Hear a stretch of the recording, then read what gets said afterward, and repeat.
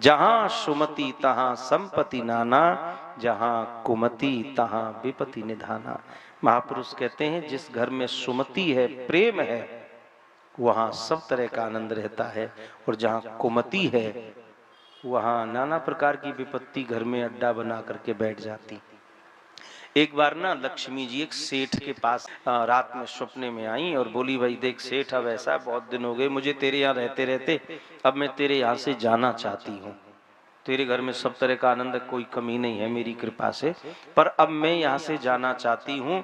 लेकिन तूने मेरी बहुत सेवा की है, मैं प्रसन्न हूँ तेरे ऊपर, जो तू वरदान चाहता है, जो भी मांगना चाहे मांग ले, मैं तुझे दे जाऊंगी।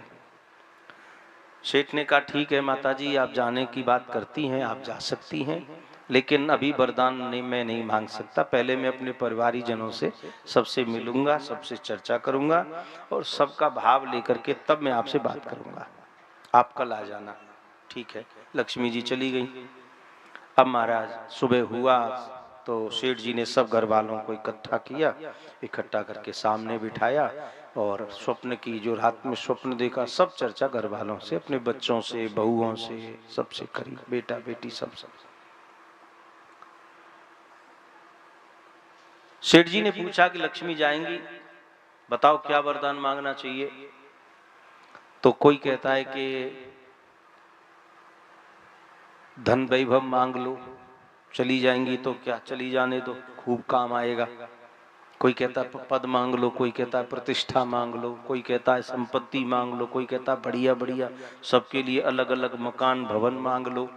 सबने अपने अपने अपने विचार रखे, लेकिन सेठ जी की छोटी बहू वो सबसे पीछे एकांत में चुपचाप खड़ी थी।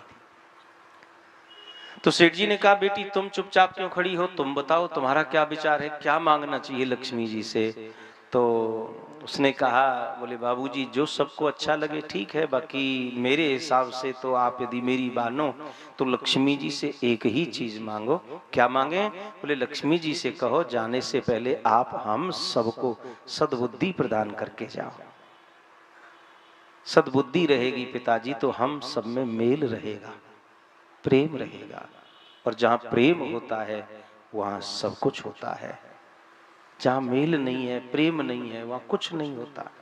कितना भी धन लक्ष्मी जी हमें दे जाएंगी, लेकिन बुद्धि नष्ट हो जाएगी। धन को पा करके हम लड़ लड़ करके, कट कट करके मर जाएंगे। धन के पीछे रोज मर रहे हैं।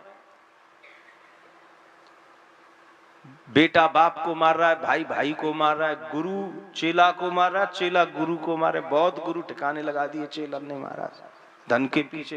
हाँ हाँ, कितने गुरु लग गए ठिकाने। कोई भरोसा ना या दुनिया में काऊ को महाराज, तुम कौन पे भरोसा करोगे बताओ। ये धन चीज ही ऐसी है। तो बहू कह रही है महाराज धन वैभव के चक्कर में मत पड़ो, कितनों भी दे जाएगी लक्ष्मी तो भी वो एक दिन तो नष्ट होना ही है। इसलिए सद्बुद्धि मांगो, प्रेम मांगो, स्नेह मांगो, बाकी कृपा बनी रहे, घर में शांति रहेगी। बोले तुम्हारी बात ठीक है, सेठ जी ने कहा। अब हमारा दूसरा दिन हुआ, लक्ष्मी जी फिर आई। बोले भैया सेठ अब मैं जा रही हूँ, बता तुझे क्या चाहिए। तो उसने हाथ जोड़ करके सेठ जी ने कहा, बोले माता जी मैंने सबसे विचार विमर्श किया और सबकी एक ही इच्छा है कि आप हमको ऐसा वरदान दे के जाओ, हम सब में आपस में प्रेम हो, सब में आपस में तालमेल हो, हमारे घर में सब एक दूसरे से स्नेह करें, सब प्रेम भाव से एक साथ एकजुट होकर के रहें। तो लक्ष्मी जी बोली तो भैया फिर मैं यहाँ से क्यों जाऊंगी, मैं हमेशा के लिए यहीं रहूंगी। जहाँ प्रेम है, जहाँ मेल है, जहाँ एकता है, जहाँ स्नेह है, जहाँ आपस में सद्भाव है एक दूसरे के प्रति, लक्ष्मी जी कहती हैं वहां तो मैं कुंडली मार के बैठ जाती हूँ। लक्ष्मी आती ही वहां है जहां आपस में मेल होगा, प्रेम होगा। इसीलिए कहा जहां सुमति तहां संपत्ति नाना, जहां कुमति तहां विपत्ति निधाना।